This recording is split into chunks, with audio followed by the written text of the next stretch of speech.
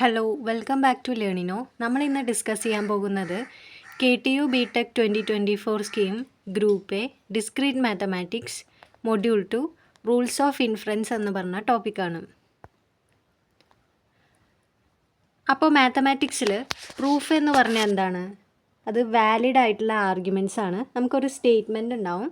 ആ statement truth ആണെന്ന് കാണിക്കാൻ വേണ്ടി നമ്മൾ കുറേ ആർഗ്യുമെൻറ്റ്സ് എഴുതും. എന്നിട്ട് ലാസ്റ്റ് നമുക്ക് എന്ത് കിട്ടും? നമ്മൾക്ക് തന്ന സ്റ്റേറ്റ്മെൻറ്റ് ട്രൂ ആണെന്ന് കിട്ടും അല്ലേ? അപ്പോൾ അതാണ് പ്രൂഫ് എന്ന് പറഞ്ഞാൽ എന്താണ്? Valid arguments. ആർഗ്യുമെൻ്റ് എന്ന് പറഞ്ഞാൽ ഒരു സീക്വൻസ് ഓഫ് സ്റ്റേറ്റ്മെൻറ്റ്സ് ആണ്. നമുക്ക് കുറേ സീക്വൻസ് ഓഫ് സ്റ്റേറ്റ്മെൻറ്റ്സ് ആണ്, അത് കൺക്ലൂഷനിലേക്ക് എത്തുന്ന ഒരു സീക്വൻസ് ഓഫ് സ്റ്റേറ്റ്മെൻറ്റ്സിനെയാണ് ആർഗ്യുമെൻ്റ് എന്ന് പറയുക. വാലിഡ് എന്ന് പറഞ്ഞാൽ നമ്മളുടെ കൺക്ലൂഷൻ എന്ന് പറയുന്നത് മുന്നേ എഴുതിയ സ്റ്റേറ്റ്മെൻറ്റ്സിനെ ബേസ് ചെയ്തിട്ടായിരിക്കും. ഓക്കെ, അപ്പോഴാണ് നമ്മൾ പറയണത് വാലിഡ് ആണെന്ന് പറയുക. ഓക്കെ, അതുപോലെ തന്നെ ഒരു ആർഗ്യുമെൻ്റ് വാലിഡ് ആവുന്നത് ഇപ്പോൾ അതിലുള്ള എല്ലാ പ്രിമൈസസ് എന്ന് പറഞ്ഞാൽ കൺക്ലൂഷന് മുന്നേ ഉള്ള സ്റ്റേറ്റ്മെൻറ്റ്സിനെയാണ് നമ്മളിന്ന്, കൺക്ലൂഷൻ ഒഴികെ ബാക്കിയെല്ലാം മുന്നേ എഴുതുന്ന സ്റ്റേറ്റ്മെൻറ്റ്സിനെയാണ് നമ്മൾ പ്രിമൈസസ് എന്ന് പറയുക. ആ പ്രിമൈസസ് എല്ലാം ട്രൂവും, പക്ഷെ നമ്മുടെ കൺക്ലൂഷൻ ഫോൾസ് ആവുന്ന കേസ് വന്നാൽ അത് ഇമ്പോസിബിൾ ആണ്. അങ്ങനെ ഒരു പോസിബിലിറ്റി ഇല്ലെങ്കിൽ നമ്മുടെ ആർഗ്യുമെൻ്റ് എന്താണ്? വാലിഡ് ആണ്. ഓക്കെ, അപ്പോൾ ഈ ഒരു കേസ് ഒഴികെ ബാക്കി എല്ലാ കേസിലും ഈ പറഞ്ഞ ആർഗ്യുമെൻറ്റ് വാലിഡ് ആയിരിക്കും കേട്ടോ. അതായത് നമ്മുടെ എല്ലാ പ്രിമൈസസ് ട്രൂ ആയിട്ടും കൺക്ലൂഷൻ ഫോൾസ് ആവുന്ന കേസ് ഒഴികെ ബാക്കി എല്ലാ കേസിലും നമ്മുടെ ആർഗ്യുമെൻ്റ് എന്തായിരിക്കും? വാലിഡ് ആയിരിക്കും. അപ്പോൾ നമ്മൾ റൂൾസ് ഓഫ് ഇൻഫറൻസ് യൂസ് ചെയ്യുന്നത് നമ്മളിപ്പോൾ പറഞ്ഞ പോലെ ഒരു സീക്വൻസ് ഓഫ് സ്റ്റേറ്റ്മെൻറ്റ്സ് എഴുതുന്നു പറഞ്ഞു അല്ലേ? അതെങ്ങനെ എഴുതുക? അതായത് ഒരു സ്റ്റേറ്റ്മെൻറ്റിൽ നിന്നും പുതിയൊരു സ്റ്റേറ്റ്മെൻറ്റ് ഉണ്ടാക്കി എഴുതുന്നത് നമ്മൾ ഈ പറഞ്ഞ റൂൾസ് ഓഫ് ഇൻഫറൻസ് യൂസ് ചെയ്തിട്ടാണ്.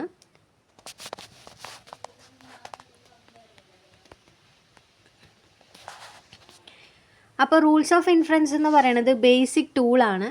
നമ്മുടെ സ്റ്റേറ്റ്മെൻറ്റ്സ് ട്രൂ ആണെന്ന് കാണിക്കാൻ വേണ്ടിയിട്ടുള്ള ഒരു ബേസിക് ടൂളാണ്.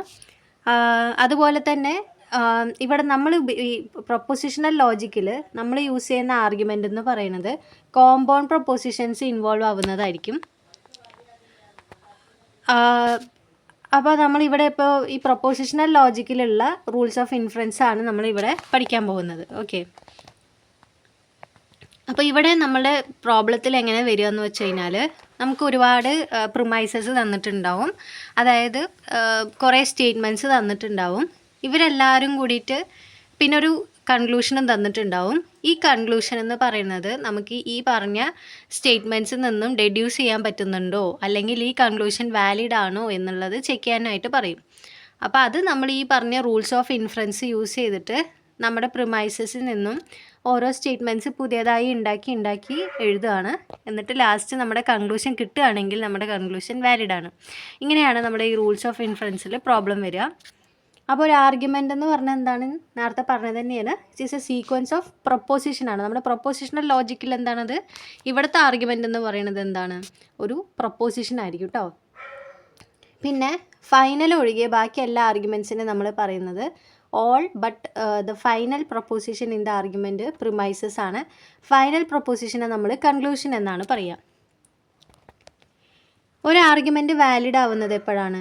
അതിൻ്റെ പ്രിമൈസസ് ട്രൂ ആവുകയും കൺക്ലൂഷൻ ട്രൂ ആവുകയും ചെയ്യുമ്പോഴാണ് ആ ആർഗ്യുമെൻ്റ് വാലിഡ് ആവുക. ഇൻവാലിഡ് ആവുന്നത് നമ്മൾ നേരത്തെ പറഞ്ഞിട്ടുണ്ടായിരുന്നു. അതായത് അതിൻ്റെ പ്രിമൈസസ് എല്ലാം ട്രൂ ആയിട്ട് പോലും നമ്മുടെ കൺക്ലൂഷൻ ഫോൾസ് ആവുന്ന കേസാണ് ഇൻവാലിഡ് ആവുന്നത്. പക്ഷെ വാലിഡ് ആവുന്നത് എപ്പോഴാണ്? അതിൻ്റെ പ്രിമൈസസ് ട്രൂവും കൺക്ലൂഷൻ ട്രൂ ആവുമ്പോഴാണ്. ഒരു ആർഗ്യുമെൻ്റ് എന്ന് പറയുന്നത് sequence of compound propositions involving propositional variables. നമ്മുടെ ഇവിടുത്തെ ആർഗ്യുമെൻ്റ് എന്ന് പറയുന്നതിൽ കോമ്പൗണ്ട് പ്രൊപ്പോസിഷൻസ് ഉണ്ടാവും, അതിലെന്താണ് പ്രൊപ്പോസിഷണൽ വേരിയബിൾസും ഉണ്ടാവും. പിന്നെ ഇവിടെ നമ്മൾ സബ്സ്റ്റിറ്റ്യൂട്ട് ചെയ്തിട്ട് ഈ പ്രൊപ്പോസിഷണൽ വേരിയബിൾസ് എല്ലാം സബ്സ്റ്റിറ്റ്യൂട്ട് ചെയ്ത് പ്രിമൈസസിലുള്ള വേരിയബിൾസ് എല്ലാം സബ്സ്റ്റിറ്റ്യൂട്ട് ചെയ്തിട്ടാണ് പുതിയ സ്റ്റേറ്റ്മെൻറ്റ്സ് പുതിയ പ്രൊപ്പോസിഷനൊക്കെ ഉണ്ടാക്കി അങ്ങനെ ലാസ്റ്റ് നമ്മൾ കൺക്ലൂഷനിലേക്ക് എത്തുക കേട്ടോ. അപ്പോൾ ഈ പറഞ്ഞ കാര്യം, അതായത് നമുക്ക് കുറേ പ്രിമൈസസ് തന്നിട്ട് ഈ പറഞ്ഞ കൺക്ലൂഷൻ വാലിഡ് ആണോ എന്ന് ചെക്ക് ചെയ്യണത് നമുക്ക് ട്രൂത്ത് ടേബിൾ യൂസ് ചെയ്തിട്ട് ചെയ്യാം കേട്ടോ. ട്രൂത്ത് ടേബിൾ യൂസ് ചെയ്തിട്ട് നമുക്ക് അങ്ങനെ എല്ലാത്തിൻ്റെയും വാലിഡിറ്റി നമുക്ക് ചെക്ക് ചെയ്യാൻ പറ്റുമോ ചോദിച്ചു കഴിഞ്ഞാൽ പറ്റില്ല. കാരണം പറ്റും, പക്ഷേ ഇത്തിരി ഡിഫിക്കൽട്ടാണ്. ഇപ്പം നമുക്ക് 10 വേരിയബിൾസ്, നമുക്ക് 2 വേരിയബിൾ ഓക്കെ, 3 വേരിയബിൾ ഓക്കെ, 4, 5, 6 ഒക്കെ വരുന്ന സമയത്ത് സപ്പോസ് ഒരു 10 പ്രൊപ്പോസിഷണൽ വേരിയബിൾ ഇൻവോൾവ് ചെയ്യുന്ന പ്രൊപ്പോസിഷനാണ് ഉള്ളതെങ്കിൽ അതിൻ്റെ റോസ് എത്ര ഉണ്ടാവും? 2⁻10 ഡിഫറെൻറ്റ് റോസ് ആണ് ഉണ്ടാവുക. ഓക്കെ, അപ്പോൾ അത് നമുക്ക് ഇമ്പോസിബിൾ ആയിട്ടുള്ള ഒരു കാര്യമാണ്. അപ്പോഴാണ് നമ്മൾ എന്ത് യൂസ് ചെയ്യുക? റൂൾസ് ഓഫ് ഇൻഫറൻസ് എന്ന് പറയുന്നത്. അപ്പോൾ ഇതെന്ന് പറയുന്നത് used to building blocks to construct more complicated valid argument forms. അപ്പോൾ കൂടുതൽ കോംപ്ലിക്കേറ്റഡ് ആയിട്ടുള്ള വാലിഡ് ആർഗ്യുമെൻറ്റ്സ് ഫോംസിന് നമുക്ക് എന്ത് ചെയ്യാൻ പറ്റും? ഈ പറഞ്ഞ ഓരോന്ന് ഡെഡ്യൂസ് ചെയ്ത് ചെറുതാക്കി നമുക്ക് ഈ പറഞ്ഞ റൂൾസ് ഓഫ് ഇൻഫറൻസ് യൂസ് ചെയ്തിട്ട് നമുക്ക് ലാസ്റ്റിലേക്ക് എത്താൻ പറ്റും, കൺക്ലൂഷനിലേക്ക് എത്താൻ പറ്റും. അപ്പോൾ ഈ പറഞ്ഞ റൂൾസ് ഓഫ് ഇൻഫറൻസിൽ ഇമ്പോർട്ടൻ്റ് ആയിട്ടുള്ള ഒരു റൂളാണ് ഈ പറഞ്ഞ ലോ ഓഫ് ഡിറ്റാച്ച്മെൻറ്റ് അല്ലെങ്കിൽ മോഡസ് പോണൻസ് എന്ന് പറയുന്നത്. അതായത് P and P implies Q. ഇതാണ് മോഡസ് പോണൻസ് എന്ന് പറഞ്ഞ ടോട്ടോളജി. ഇത് ഇപ്പം ഇങ്ങനൊരു റൂള്, അതായത് P ഉണ്ട്, P ഇംപ്ലൈസ് Q നമ്മുടെ പ്രിമൈസസിൽ ഉണ്ടെങ്കിൽ അവർ രണ്ടുപേരും കൂടി ചേർത്ത് വെച്ച് നമുക്ക് എന്തെഴുതാം? Q എന്ന് എഴുതാം. ഓക്കെ, ഇങ്ങനെയാണ് നമ്മൾ ഓരോ സ്റ്റെപ്പായിട്ട് എഴുതാം കേട്ടോ. അപ്പോൾ അതാ ഇവിടെ എഴുതിയിട്ടുണ്ട്. നമ്മുടെ പ്രിമൈസിൽ P ഉണ്ട്, അതുപോലെ P ഇംപ്ലൈസ് Q ഉണ്ട്. അപ്പോൾ P and P implies Q ഇത് രണ്ടും നമ്മൾ യൂസ് ചെയ്ത് കഴിഞ്ഞാൽ നമുക്ക് പുതിയൊരു സ്റ്റേറ്റ്മെൻറ്റ് എഴുതാം അല്ലേ? Q എന്ന് എഴുതാം, കണ്ടോ? ഓക്കെ, അപ്പോൾ ഇങ്ങനെയാണ് നമ്മൾക്ക് ഒരുപാട് പ്രിമൈസസ് തന്നാൽ അവരെല്ലാം ഈ പറഞ്ഞ റൂൾസ് ഓഫ് ഇൻഫറൻസ് വെച്ചിട്ട് അടുത്ത സ്റ്റെപ്പ് എഴുതി ലാസ്റ്റ് നമ്മുടെ കൺക്ലൂഷനിലേക്ക് എത്തുന്നുണ്ടോ എന്ന് നോക്കുന്നത് കേട്ടോ. അടുത്ത കുറച്ച് റൂൾസ് ഓഫ് ഇൻഫറൻസ് ആണ്. അപ്പോൾ ഇതിൽ നമുക്ക് P ഉണ്ടെങ്കിൽ P ഉണ്ട്, P and Q ഉണ്ട് നമ്മുടെ പ്രിമൈസിൽ. അപ്പോൾ അവർ രണ്ടുപേരും കൂടി ചേർത്ത് വെച്ച് കഴിഞ്ഞാൽ നമുക്ക് കിട്ടുന്ന കൺക്ലൂഷൻ എന്താണ്? Q. Okay, P and P implies Q. അപ്പോൾ നമ്മൾ പ്രിമൈസസിൽ P ഇംപ്ലൈസ് Q ഉണ്ടെങ്കിൽ നമുക്ക് എന്തെഴുതാം? Q എന്ന് പറഞ്ഞിട്ട് അതിൻ്റെ കൺക്ലൂഷനായിട്ട് എഴുതാം. ഓക്കെ, ഇതിന് നമ്മൾ മോഡസ് പോണൻസ് എന്നാണ് പറയുക. Negation Q and P implies Q implies negation P. ഇത് മോഡസ് ടോളൻസ് എന്നാണ് പറയുക. P implies Q, P. Okay,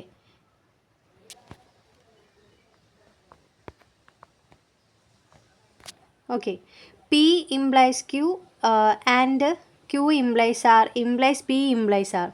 അപ്പോൾ ഇതെന്താണ്? ഇത് ഹൈപ്പോത്തറ്റിക്കൽ സിലോജിസം എന്നാണ് പറയുക.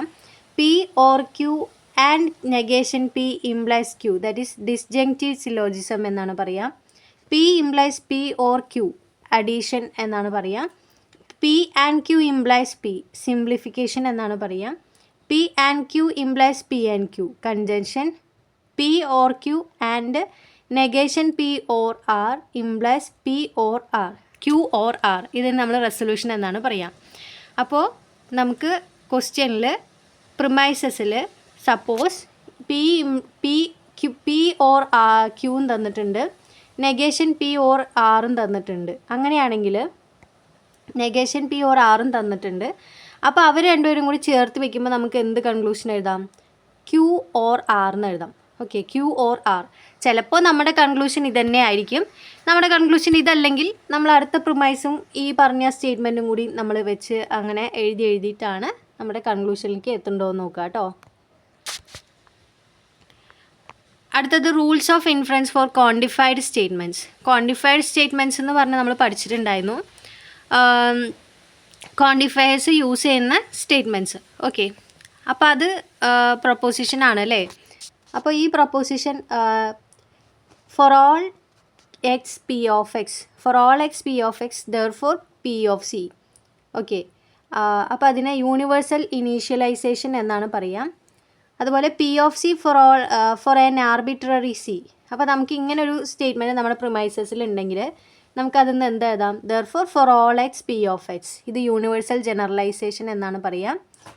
അതുപോലെ തന്നെ there exist x p of x എന്ന് പറഞ്ഞിട്ട് നമ്മുടെ പ്രിമൈസിലുണ്ടെങ്കിൽ p of c for some element c, ഇതിന് നമ്മൾ എക്സിസ്റ്റൻഷ്യൽ ഇനീഷ്യലൈസേഷൻ എന്നാണ് പറയുക. P of c for some element c നമ്മുടെ പ്രിമൈസിൽ ഇങ്ങനെ ഒരു സ്റ്റേറ്റ്മെൻറ്റ് ഉണ്ടെങ്കിൽ കൺക്ലൂഷനായിട്ട് നമുക്ക് എങ്ങനെ എഴുതാം? Therefore there exist x p of X, ഇതിന് എക്സിസ്റ്റൻഷ്യൽ ജനറലൈസേഷൻ എന്നാണ് പറയുക. അപ്പോൾ ഇതിൻ്റെ പ്രോബ്ലംസ് ഡിസ്കസ് ചെയ്യുമ്പോൾ കുറച്ചുകൂടി മനസ്സിലാവും ഈ പറഞ്ഞ റൂൾസ് ഓഫ് ഇൻഫറൻസ് എങ്ങനെയാണ് നമ്മൾ യൂസ് ചെയ്യുക എന്നുള്ളത്. ഓക്കെ, അപ്പോൾ ഇതിൽ എന്തെങ്കിലും ഡൗട്ട് ഉണ്ടെങ്കിൽ ചോദിക്കാം, അടുത്ത ക്ലാസ്സിൽ അത് ക്ലിയർ ചെയ്യുന്നതാണ്. Thank you.